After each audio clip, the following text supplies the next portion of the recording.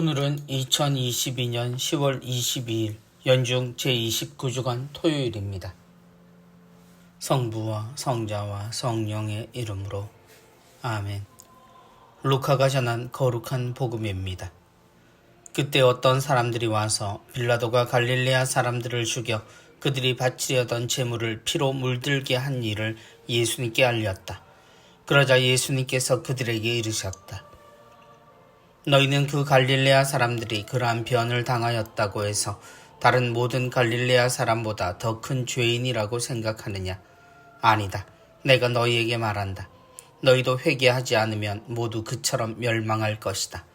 또 실로암에 있던 탑이 무너지면서 깔려 죽은 그 18사람, 너희는 그들이 예루살렘에 사는 다른 모든 사람보다 더 큰 잘못을 하였다고 생각하느냐? 아니다. 내가 너희에게 말한다. 너희도 회개하지 않으면 모두 그렇게 멸망할 것이다.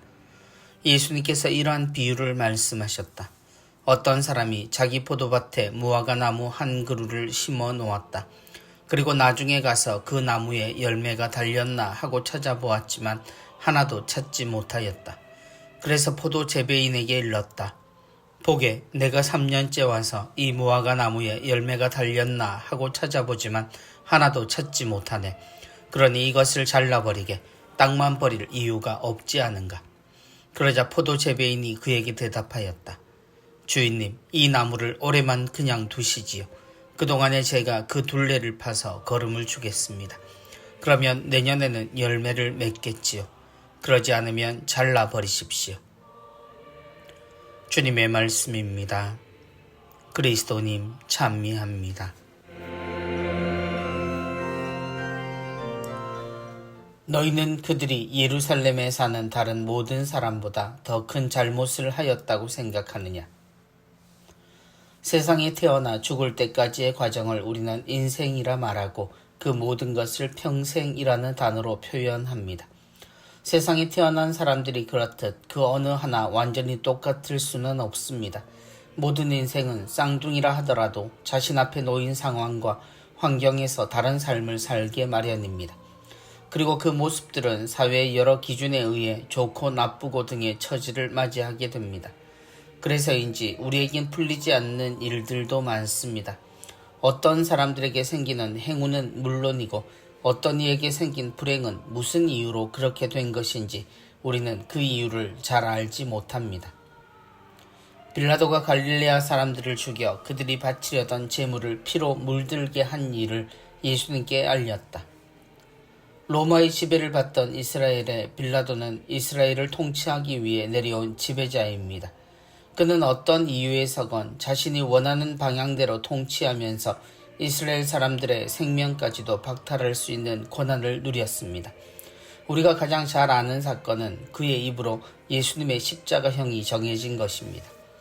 예수님은 물으십니다. 그렇게 죽은 이들이 다른 이들보다 죄나 잘못이 많아서 그런 불행을 당했다고 생각하느냐고 말입니다. 세상에는 그 이유를 짐작하거나 단정할 수 없는 많은 불행들이 일어납니다. 우리의 기억에 남아있는 아픈 기억들도 그중 하나입니다. 그 죽음의 탓을 돌릴 수 있는 사람은 아무도 없습니다. 그들이 죽은 이유가 다른 이들과의 차이나 잘못 혹은 죄 때문이라고 말할 수 있는 사람은 없고 그렇지도 않습니다. 단지 억울한 죽음이 일어난 사회가 가지고 있는 빌라도의 예와 같은 사회로부터 생긴 불행이 있을 수 있지만 그렇다고 그것이 또한 그들의 탓은 아닙니다. 너희도 회개하지 않으면 모두 그렇게 멸망할 것이다. 주님은 회개를 이야기하십니다. 회개는 되돌아 바른 길을 걷는 것이고 그렇게 사는 이들은 적어도 사회 구조 때문에 죽임을 당하지는 않게 됩니다. 누구도 없어서 죽고 못 먹어서 죽고 힘이 없어서 죽는 일은 없어야 합니다. 그러나 우리가 여전히 다름을 이유로 차별을 만들어내고 그것으로 누군가의 행복과 불행을 정하는 삶을 고치지 않으면 우리는 이 같은 죽음을 몇 번이고 계속 마주해야 할 것입니다. 오늘도 그렇게 희생된 이들의 사연이 들리는 것은 우리에게 회개는 아직도 멀었다는 뜻일 겁니다. 성부와 성자와 성령의 이름으로 아멘.